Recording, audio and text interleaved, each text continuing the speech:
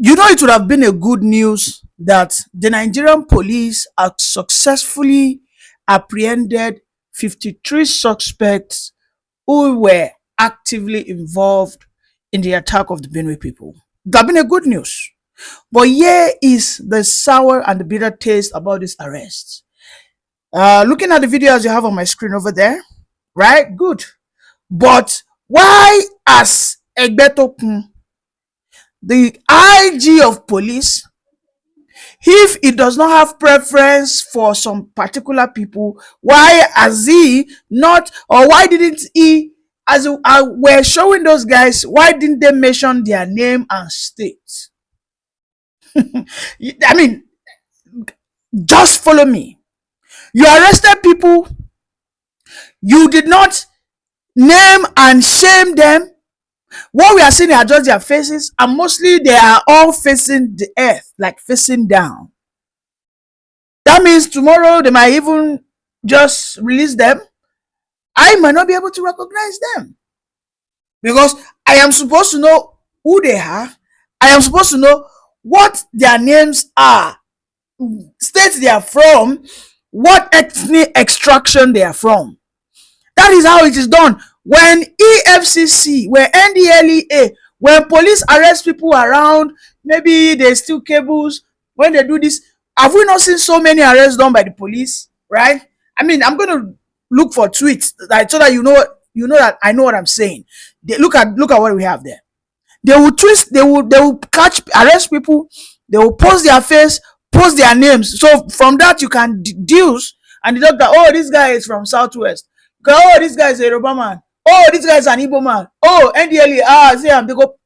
But these are people, when we are not in a state of war, they perpetrated an evil where over 200 persons were killed, cold-blooded, right? You came out, we are in a celebratory mode, but you are not, for whatever reasons, you are not be sincere with this arrest. You say you caught these guys with nothing less than 10 AK-47. That some were caught in Plateau, some were caught in Benue. Of course, we know that these two states are neighboring states and they share borders. We know. Oh yeah, give us the names. Let us know that, and let us all conclude that these guys, are they Fulani herders or otherwise? Nothing. You know, I've always said it. If this arrest happened in the southeast, oh God, they would have named their name Triple Uzo Chikodi, Jude Uzomba, Hope Uzodinjo. They would have listed their names. If it happened in the southwest, yes, they would have listed their names. You would have seen Taiwo, Taye Kainde, Idowu Alaba. You would have seen the name. But this one, we don't know if it is Bature. We don't know if it is a Balarabe. We need to know who they are, where they are, because it is now looking so suspicious that it seems everybody is afraid to speak the truth when some people are alleged to commit atrocities. We need to be sure that we are not wrongly accusing the Fulani headsmen. We want to be sure. I want to be sure that, after all, these guys are innocent. But you came out, you arrested 53 persons, you just paraded them.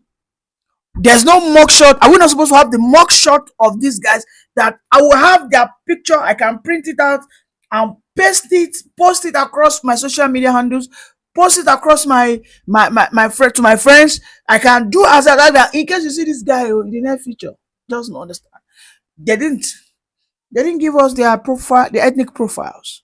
Okay, don't give us their ethnic profile, give us their names.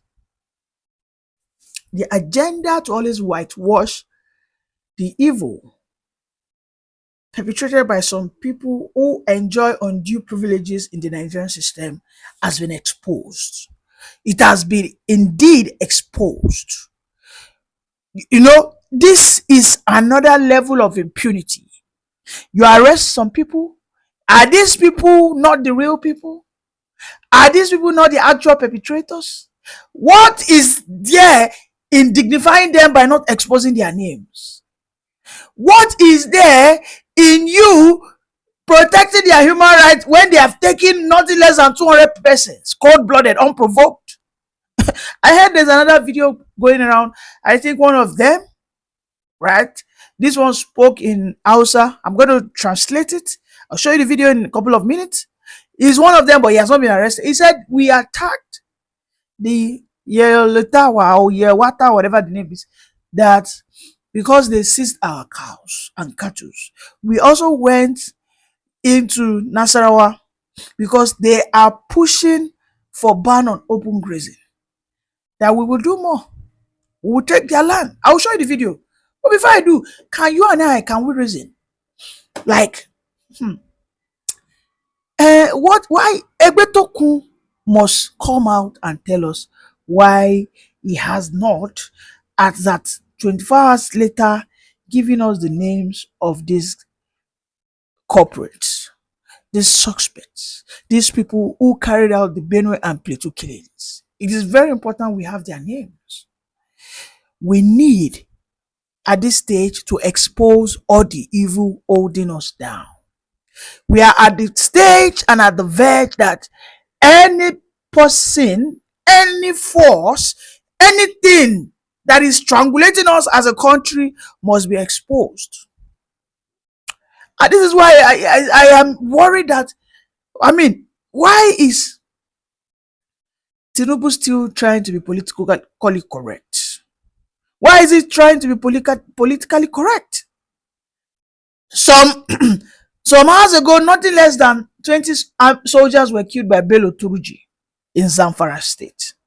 Amongst the soldiers, we have Igbos, we have Yorubas, we have Middle Belters, and also, yes, I agree, we have some Northerners, right? But we have more of Southerners and Middle Belters amongst those that were killed in Zamfara. Why is Tinubu, trying to be politically correct if he does not try or just have that courage to challenge the powers that be? What is he scared of? Oh, perhaps he's scared maybe he might be killed. Maybe he thinks he will be fired. Could that be the case? I don't know. But what I'm sure is Tinubu has surrounded himself with people from his ethnic extraction. The chief of army staff is a Yoruba man. The IGP of police is a Yoruba man. The head of custom, Yoruba. Head of immigration, Yoruba. And I'm so damn sure that all the police aides, the military aides around the Aso Villa must have been what? These guys would have been deeply scrutinized forensically so that they will ensure that the life of the president is not at risk. Announce the names of these guys, but they have perpetrated this evil. There's nothing gainsaying, there's nothing dignifying about these criminals, because I know if now one Ebuka or more when they arrest whenever they say that Ipobians or BLAs coming, they catch them, they release them, we see their face. There's this mug shot they give us. They even go ahead and give their names. Yes, they will probably give the ringleader the name. They will release the name of the ringleader or the gang leaders. This is what they do. This is what the police force do anytime they catch criminals. There's nothing dignifying or that is nothing ethical about not exposing the names of these criminals. Because the report is these guys are Fulani herders. They are people from the Fulani extraction. And there are so many allegations. There are so many rumors, bias, sentiments that are now looking like a truth that these people are the ones controlling the Nigerian security apparatus.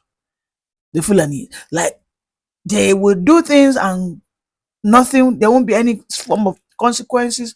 There won't be repercussions. Like why is Egbetokun all of a sudden? Egbetokun all of a sudden. The man who says, I'm a tiger. I feel like a tiger. I want to go into the Nigerian ecosystem and tear every criminal down. I remember when he was initially inaugurated and commissioned, he said, I feel like a tiger. If I say tiger, I don't meet lion. No. You don't meet with him person. Because why would he not write out the names of these evil criminals? Let's watch what that Fulani guy said, and afterwards we continue our analysis. June, 2 prime suspects who were masterminds of this attack were apprehended from their hideout. This arrest led to the arrest of 7 other suspects the following day, 20/06/25. They were picked up from their various locations where they had fled, hoping to evade justice. On 21st June, another key suspect, in whose house the initial meeting to plan the attack was held, was also arrested. On 22nd June, a major breakthrough was recorded with the arrest of 18 other suspects who directly took part in the killings.